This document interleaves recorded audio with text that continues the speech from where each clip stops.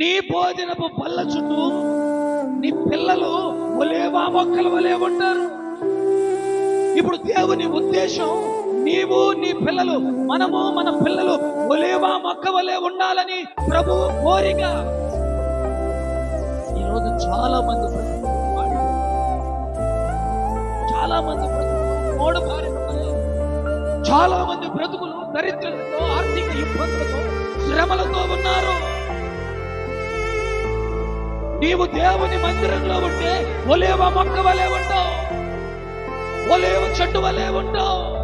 నీ పిల్లలు నీవు దేవుని మందిరంలో ఉంటే దావీదు వలె పచ్చగా ఒలేవ మొక్క వలె ఉంటావు.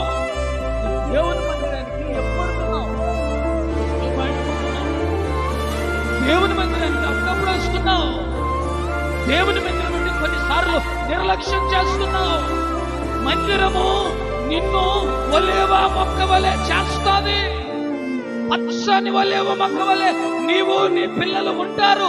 ఎప్పుడు దేవుని మందిరానికి వచ్చినప్పుడు, దేవుని మందిరములో ఉన్నప్పుడు.